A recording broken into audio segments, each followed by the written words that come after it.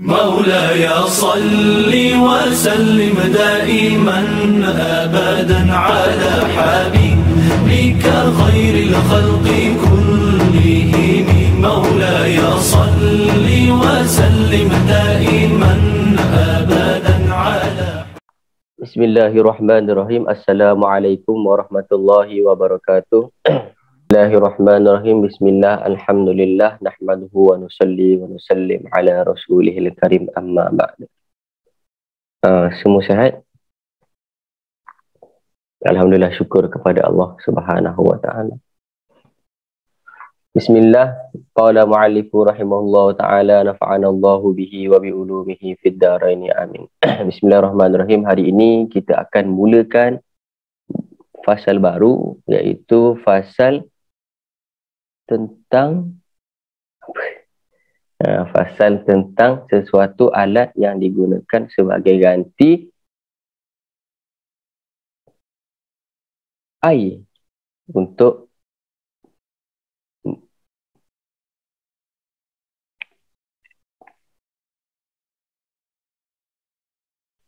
bersuci.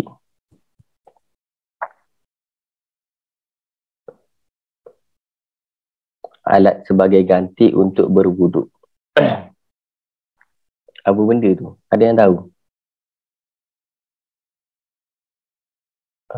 Tayamum. Bismillahirrahmanirrahim. Kita akan masuk ke dalam pembahasan tayamum. Apakah itu tayamum? Okey, di sini ulama memberi dua definisi. Seperti biasa, pertama definisi secara bahasa.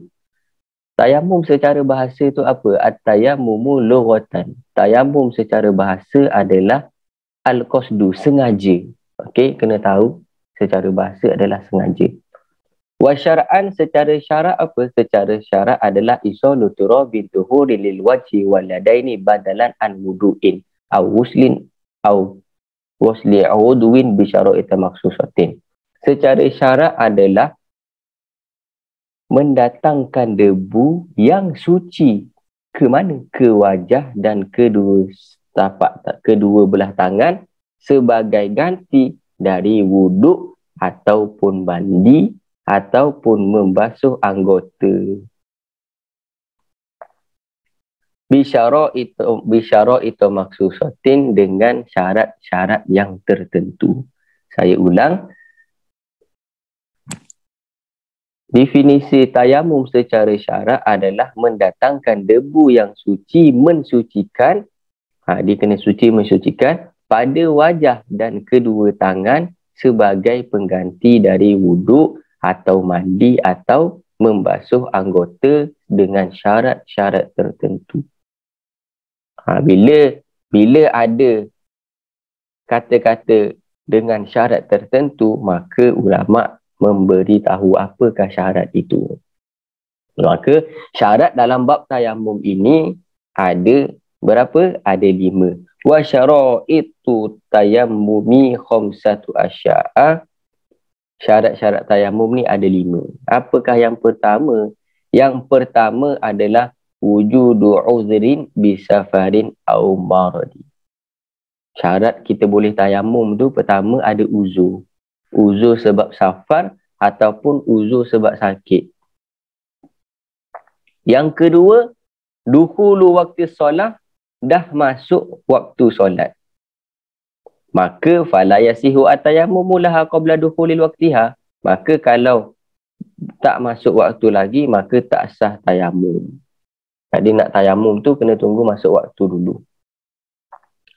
Tu syarat dia. Yang ketiga, talabul ma'i, mencari air. Bila mencari air ni? Ba'da dukhuli waqti, selepas masuk waktu. Siapa yang kena cari air ni? Binafsihi au biman adina lahu fi talabihi. Dia sendiri cari ataupun orang yang dah diberi izin untuk mencari air itu. Maka dekat mana dia kena cari? Fayatlubul ma'a min ruhlihi wa rufqatihi. Dia cari air di tempat dia ataupun di tempat kawan-kawan dia. Tu kalau dia ada kawan. Kalau dia duduk seorang macam mana? Maklum duduk seorang. Macam mana dia nak kena cari air kalau dia duduk seorang-seorang? Fa in kana munfaridan, nazara hawalaihi minal jihatil arba'i in kana bimustawin minal ardi. So kalau dia duduk seorang-seorang macam mana? Kalau dia duduk seorang, dia tak boleh cari air kat kawan dia. So dia kena pergi, maka cukup dia melihat ke kanan, kiri, depan, belakang, 4 arah. Jikalau dia berada di ingka nabi mustawin, kalau dia bermustautin, dia tinggal minal ardi, di tempat yang rata. Kalau dia duduk atas bukit macam mana Ustaz? Fa'in kana fiha irtifa'un, maka kalau dia duduk tempat yang naik, wan fi khadun, ataupun dia duduk tempat yang turun, tempat tinggi, tempat rendah, macam dia duduk kat bukit, taraddada qadara nazurihi, maka dia pergi mencari air itu sampai ke tempat yang terjangkau oleh pandangan mata dia. Kat mana dia? Mata dia kena pergi sejauh mata dia memandang. Syarat yang keempat apa? Syarat yang keempat adalah ta'azzuru isti'malihi, dia uzur untuk menggunakan air. Macam mana contoh uzur menggunakan air itu? Contoh uzur menggunakan air di sini dikatakan bahawasanya bi ayya khafa min isti'malil ma'i ala zahabi nafsihi. Kalau dia guna air, dia takut kalau dia guna air nanti dia mati. Ada orang mungkin dia ada sakit kritikal, kalau kena air mati. Au manfaati udwin, ataupun kalau dia guna air nanti dia jadi cacat ataupun stroke. Boleh menjadi hilangnya manfaat anggota tubuh badan yang sebelum ni tangan boleh berjalan, kaki boleh berjalan. Bila kena air, maybe air tu sejuk sangat, keras, krem, lepas tu tak boleh pakai dah. Zahabi manfaati udwin, hilangnya fungsi anggota badan ni termasuk uzur yang dibolehkan guna air. Guna debu untuk tayamum. Termasuk lagi uzur, ada air tetapi uzur tak boleh pakai. Apa? Dekat sini dinyatakan bahawa bahasanya malau kana bi qurbihi maun, ada air dekat dia, wa khafa, tetapi dia takut nak pergi dapatkan air tu. Lau qasadahu ala nafsihi min shib'in, kalau dia pergi nanti nak pergi ambil air tu, kat situ ada singa, kena makan dengan singa. Au aduwin, ataupun ada air kat situ tapi ada musuh, pergi nanti minta hutang. Au ala malihi, ataupun au ala malihi min sarik, kalau pergi sana ada makpau, pergi kena pau duit. Au ghasibin, ataupun pergi sana ada orang pakai dudu. Ghasib ni pakai dudu. Ghasib ni dia bukan curi. Ghasab, tahu ghasab? Ghasab ni pakai barang orang tapi izin. Contoh dia slipper kan, pakai slipper, pakai dudu, tu ghasab. Pakai ghasab ni tak boleh baca bismillah. Pakai slipper kan baca bismillah. Kalau ghasab ni pakai dulu ni jangan pakai bismillah sebab dia tak ada izin. Ghasab ni pakai barang orang tanpa izin. Tu di antara syarat, tu di antara contoh-contoh uzur. Ada air tapi uzur untuk menggunakan air tu. Di antara contoh dia tadi, pertama, kalau dia pakai air tu dia mati. Mati terus, tak cakap banyak. Yang kedua, pakai stroke, hilang keupayaan untuk menggunakan lagi, manfaat guna anggota badan tu hilang. Ataupun air tu ada dekat satu tempat yang mana dia boleh pergi, tetapi kalau pergi ada madarat untuk dia. Tu uzur juga. Contohnya tadilah, mungkin dia duduk dalam hutan, kat sana dia nampak ada sungai, dia nak semayang kat sini, tiba-tiba kat tepi tu ada buaya. Kalau dia pergi memang kena banyak makan dengan buaya tu. Buaya original lah, buaya original.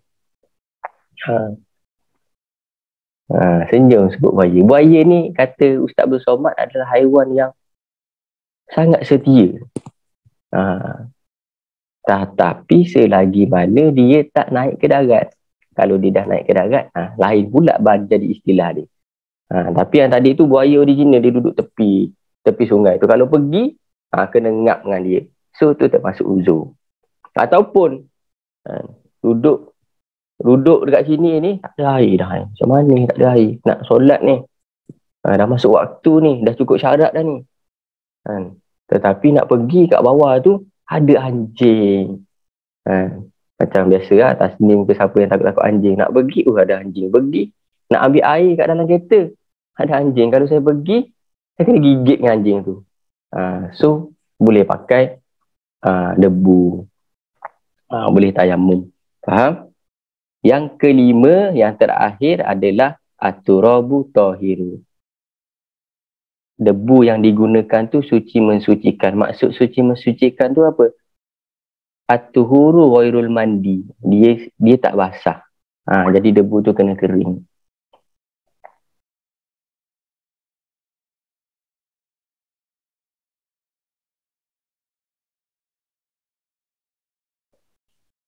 Apa saja contoh debu suci tu? Wasduku at-tahiru bin maksubi. Debu yang digosok pun, debu yang digosok. Debu ada orang punya ke? Ada. Jangan kata, pergi sini, pok.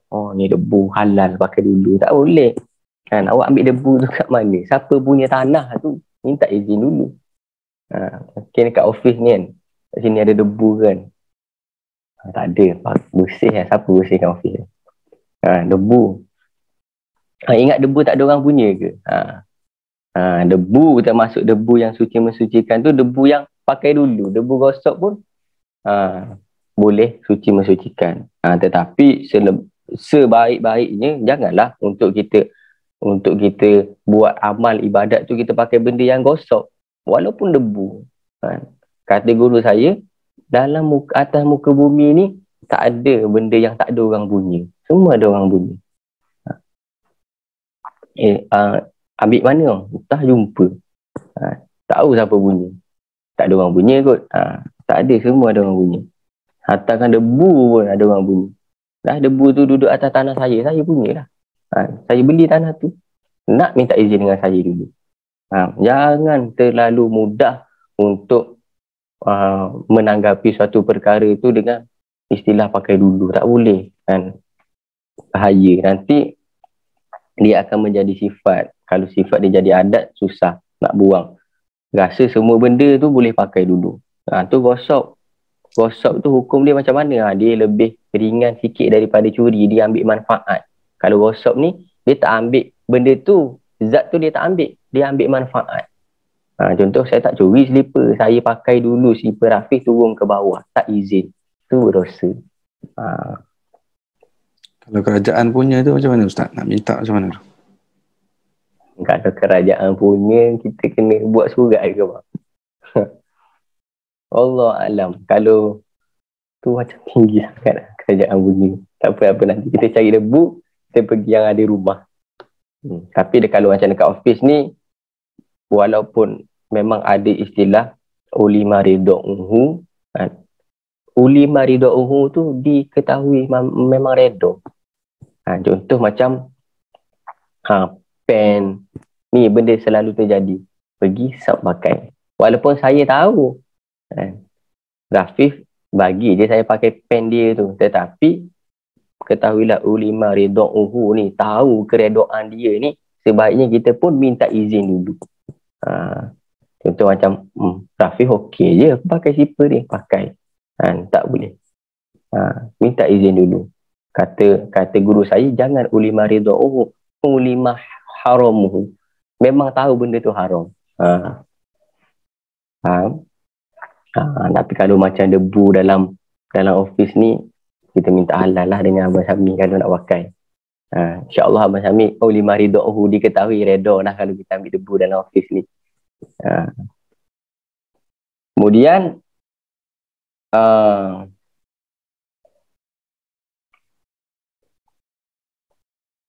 turab makbarah lam tumbas, termasuk debu suci adalah debu yang ada di tanah pengkuburan yang belum digali, lam tumbas. Kenapa ulama dibagi contoh tu? Contoh dah. Kenapa contoh tanah perkuburan yang belum digali. Apa bezanya apa dengan tanah perkuburan yang dah digali? Ada yang tahu? Apa beza dia yang dah digali dengan yang belum digali, yang tak digali? Yang tahu?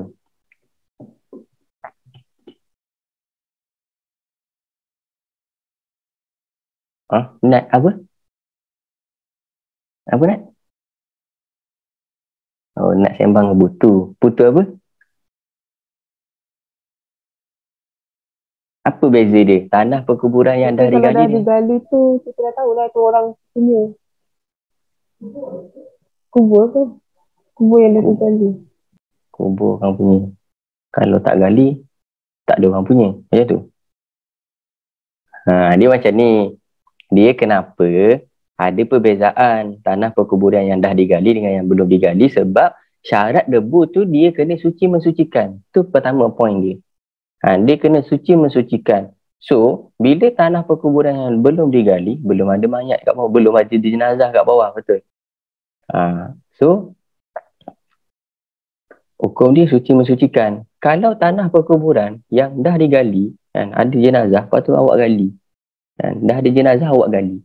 Lepas tu tanah tu, kemungkinan besar, kalau normalnya manusia, dia tetap mayat jenazah tu dia tak hancur ke hancur? Hancurlah. Kecuali orang-orang yang Allah beri anugerah-anugerah tertentu. Contoh dia orang-orang soleh. Dia tak hancur. So bila hancur jenazah tu, maka akanlah keluar cacing, keluar ulat, keluar darah, keluar nanah. So dia akan bercampur dengan tanah. Bila tanah tu korek, so tanah tu yang suci mensucikan bercampur dengan najis, so jadi apa? Jadi tidak mensucikan. Sebab tu ada contoh di sini. Faham? Mungkin awak ambil debu kat tanah perkuburan tu, rupanya tanah tu adalah tanah yang dah bercampur dengan najis. So tak boleh digunakan untuk tayamum. Pukul berapa dah ni? Setengah. Okay. Kemudian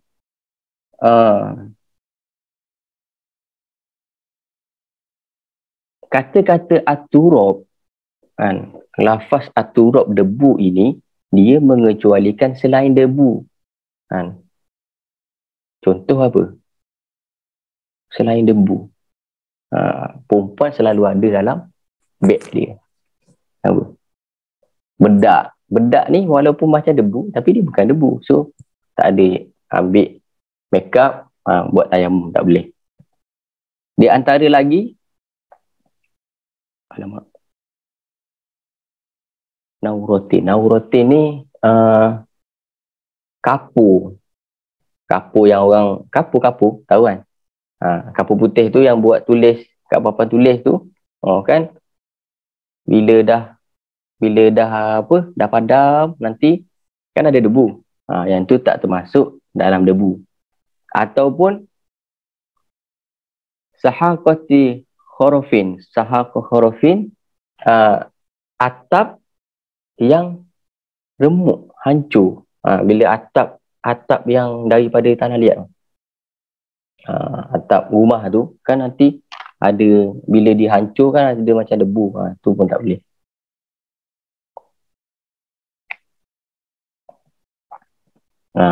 Wa amma turabu al-musta'malu fala yasihu atayammumu bihi. Kalau debu yang dah digunakan untuk bersuci, maka dia tak sah digunakan untuk tayamum.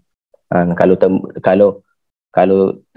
debu tu dah digunakan untuk bersuci, maka dia tak boleh digunakan untuk tayamum. Faham? Ni baru syarat. Okey. Baru kita masuk bab niat, lepas tu syarat. Lepas ni dia akan ada fardu, sunat, macam mana cara dia. Okey, kita sambung kepada esok hari. Ada yang nak tanya? Saya nak tanya boleh? Siapa tu? Fauzi. Ya, boleh. Ustaz, mengenai debu, kan ada dalam syarah, saya lupa dah syarah mana, dalam kitab juga yang mengenai kalau kita menggunakan debu yang dia terlekat kepada sesuatu benda. Sebagai contoh, debu tu dia terlekat pada tingkap Yang stewardess kan pramugari kan selalu pak macam tu kan jadi syarah. So Ustaz boleh terangkan sikit tak tentang Dia jadi apa? Dia jadi darah. bukan ni kan dia orang bersyarah, dia orang syarah berbincang mengenai yang kalau kita ambil daripada debu tingkap tu. So macam mana dengan debu tingkap tu Ustaz? Maksud saya macam mana kita nak cari Benda ni apa tak, maksud saya macam itu kan tayamum macam tu. Itu maksud saya. So maksud saya awak tahu tak awak buat tu benda tu apa? Benda tu untuk menipiskan debu tadi. Dia termasuk fardu tu. Dia termasuk pindah debu. Apa tu? So macam mana saya ada macam kan syarah tu yang itulah maksud saya. Sebab yang debu tingkap tu, yang pasal stewardess pramugari kalau dia orang nak solat kan dia orang pakai yang tingkap saja tu je. So debu tu memang boleh ke macam tu? Dia macam ni.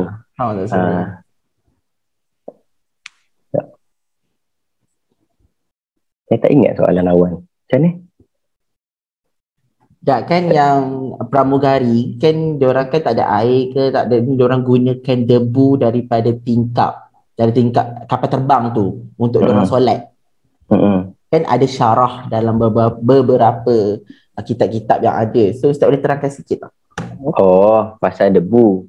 Pasal debu yang tadi awak kata debu yang melekat pada sesuatu benda. So benar.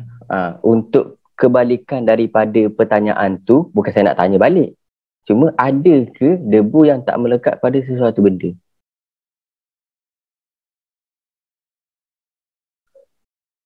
Ada kan? Contoh macam puting beliung. Puting beliung, awak masuk dalam, ambil debu. Tu contoh. Kalau awak boleh, memang awak memang expert. Jadi, kalau dekat sini, memang debu yang melekat pada benda.